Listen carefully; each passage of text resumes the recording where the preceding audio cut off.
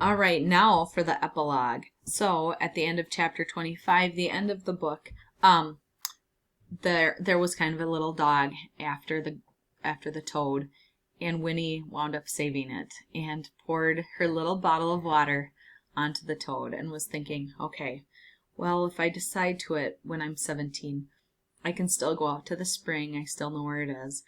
And that's kind of how she ended it. She said to the frog, or the toad, there, you're safe. Safe forever. So she made sure she was protecting that little frog that was her friend. Epilogue. This is what happens many years down the road after this happens. The sign said, "Welcome to Tree Gap," but it was hard to believe that this was really Tree Gap. The main street hadn't changed so very much, but there were many other streets now crossing the main street. The road itself was black-topped. There was a white line painted down its center. May and Tuck, on the seat of a clattering wooden wagon, bumped slowly into Tree Gap behind the fat old horse. They had seen continuous change and were accustomed to it. Accustomed means they were used to it. But here it seemed shocking and sad. "Look," said Tuck. "Look, May, ain't that where the wood used to be? It's gone. Not a stick or a stump left. And her cottage, that's gone too." It was very hard to recognize anything, but from the hill, which had once lain outside the village and was now very much part of it, they thought they could figure things out. "Yes," said May, "that's where it was, I do believe. 'Course it's been so long since we was here, I can't tell for certain." There was a gas station there now. A young man in greasy coveralls was polishing the windshield of a wide and rusty Hudson automobile. As May Tuck rolled past, the young man grinned and said to the driver of the Hudson, who lounged at the wheel, "Looky there, in from the country for a big time," and they chuckled together.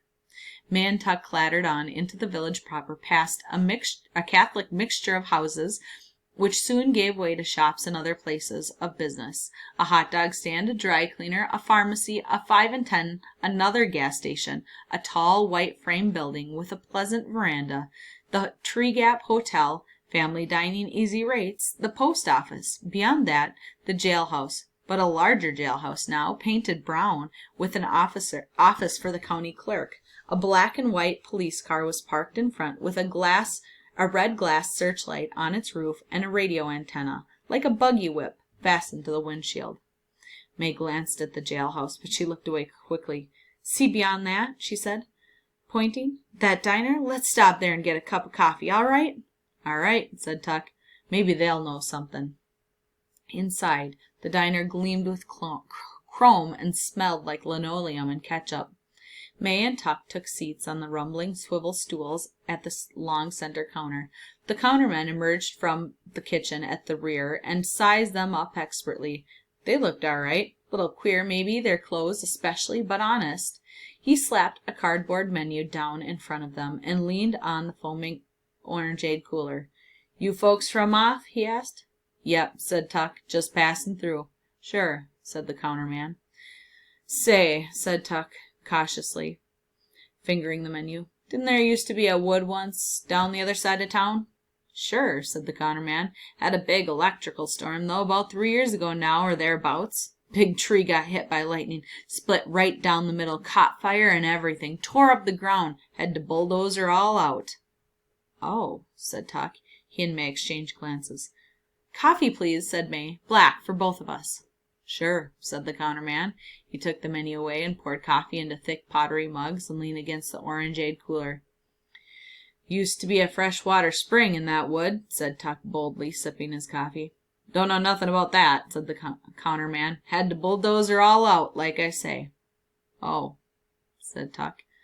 Afterward, while May was shopping for supplies, Tuck went back through the town, on foot, back the way he had come, out to the little hill. There were houses there now, and a feed and grain store, but on the far side of the hill, inside a rambling iron fence, was a cemetery.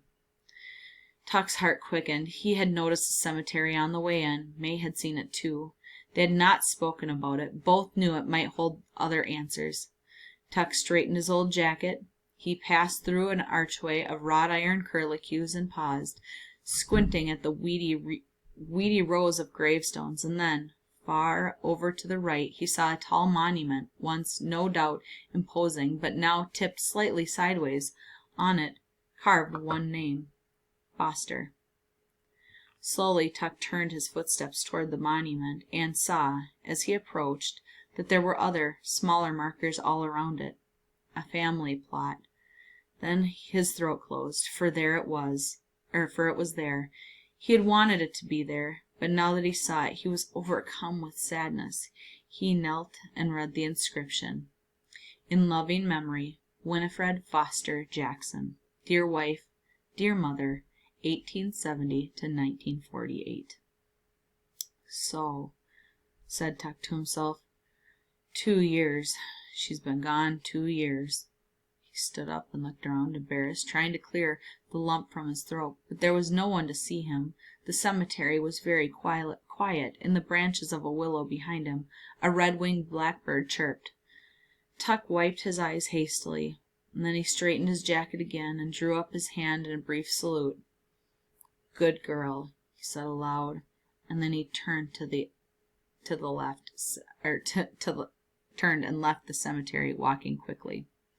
Later, as he and May rolled out a tree gap, May said softly, without looking at him, "She's gone?" Tuck nodded. "She's gone," he answered.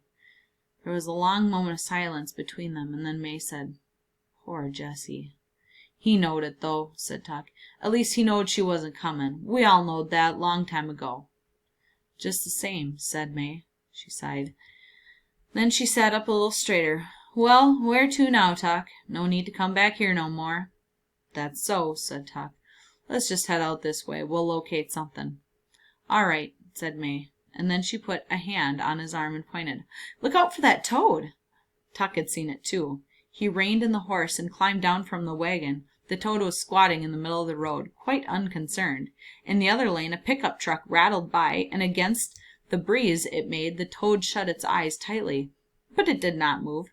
Tuck waited for till the truck had passed, and then he picked up the toad and carried it to the weeds along the road's edge. "Dern fool, must think it's going to live forever," he said to May.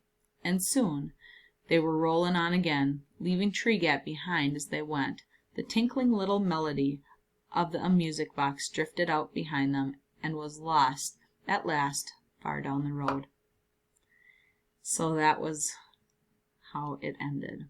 We found out that Winnie did not drink the water. She went on to obviously grow up. She became a wife, she became a mother, and lived from 1870 to 1948. So, she lived a good long life.